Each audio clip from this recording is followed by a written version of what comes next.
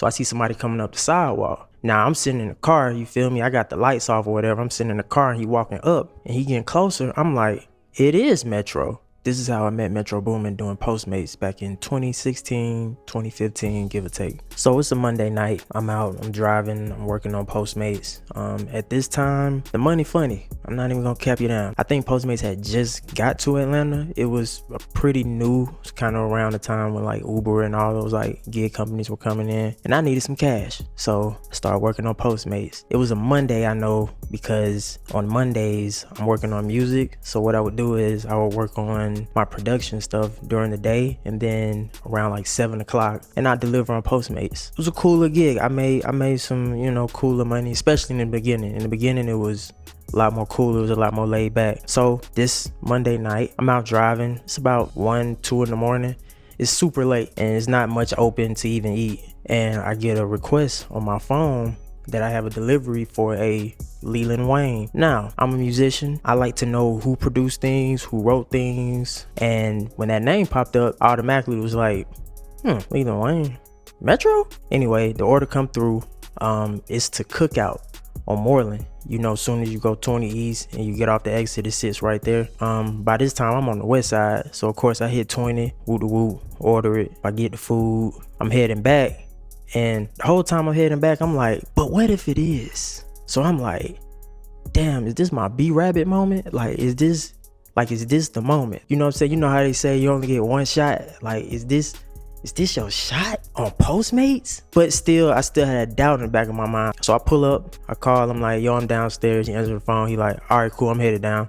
Still, in my mind, I'm like, is there a chance that Metro Boomin is gonna come downstairs and I get a chance to pitch my music? So in the car, I had these cards that had, like, at the time, my website. It had my I think it had like my Twitter on it or something, and my SoundCloud, because that's when SoundCloud was popping. I'm telling you, 2015, 16, 17, I get the cards, you know what I'm saying? I look in the car, I got like 2 cards left. All right, if it's Metro that come down these stairs, I'm about to pitch this shit. So I see somebody coming up the sidewalk. Now I'm sitting in the car, you feel me? I got the lights off or whatever. I'm sitting in the car and he walking up and he getting closer. I'm like, it is Metro. It's fucking Metro Boomin. It's like 2 in the morning. We on this little side street and I'm delivering Cookout to Metro. So I'm like, all right, here we go. This is my moment. So I get out the car, you feel me? I got the shit in the little Postmates bag, you feel me? I zip this shit, zip, and you know what I'm saying? I give him his food or whatever. I'm like, whoop de whoop. He like, all right, appreciate it, bro. So I'm like, yo, check this out, bro. I do music. I'm an artist. I rap, whoop de whoop. I whip the card out so smooth. I mean, by the way, first of all, I gotta find these cards because I'm pretty sure I got some more left somewhere, but the design of the card, I don't know if you ever seen American Psycho. That's how meticulous I was with the card. So he took the card, he looked at it. I was like, all right, bro, I'll check it out. So I'm like, cool. All right, bro, appreciate it. All right, I'll holler at you. I hop back in the whip. I'm geek. And I'm like, nigga, this is it. I'm on, bro. Like, this Postmate shit, this shit over with. Damn, I'm about to have some like real production. He about to hear my shit and be like, oh, I can work with bro.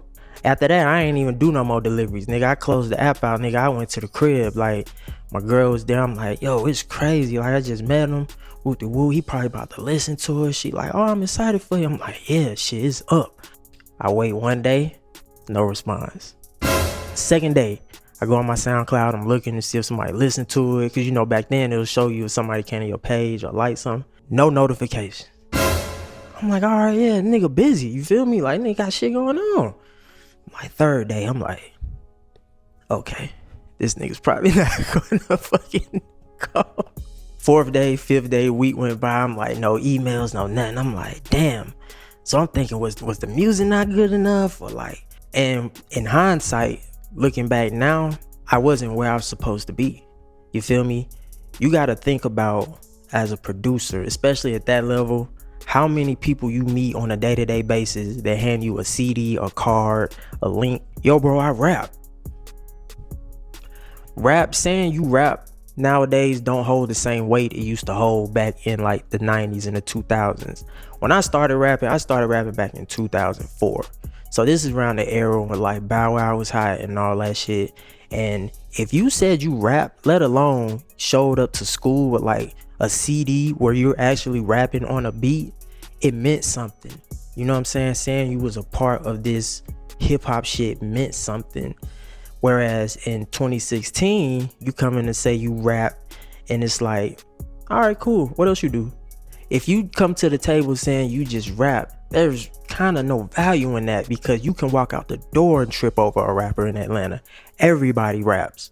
So in hindsight, looking back, I can see why he was probably like, all right, yeah, bro, rap, but he don't really do nothing else. And you know, I understand it's competition out here, so you can say you the best, but like niggas who really the best, they get found, they push their art further. And unfortunately at the time, I just wasn't there, and I totally understand it. The good that came out of this situation though was that I noticed, like, yo, how can I make myself more valuable to the table if I'm coming to the table with something? So I literally, after that moment, I took an entire year off from making music, and I learned how to make beats. I'm like, if I'm going to be an artist that's going to be a self-sustaining artist, meaning I have to pretty much learn every step of the process, I got to take the time to actually learn it.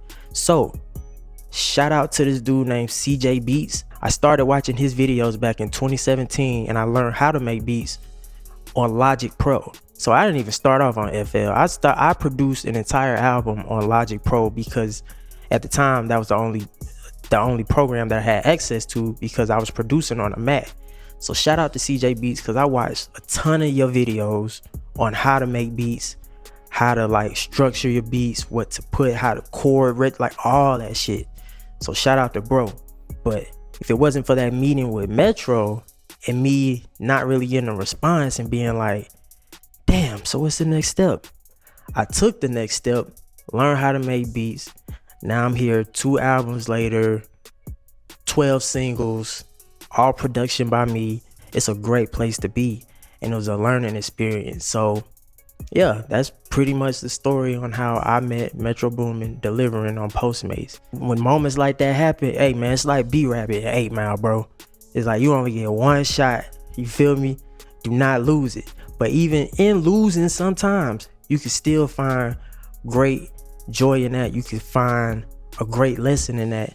And in my terms, the lesson was you need to evolve as an artist.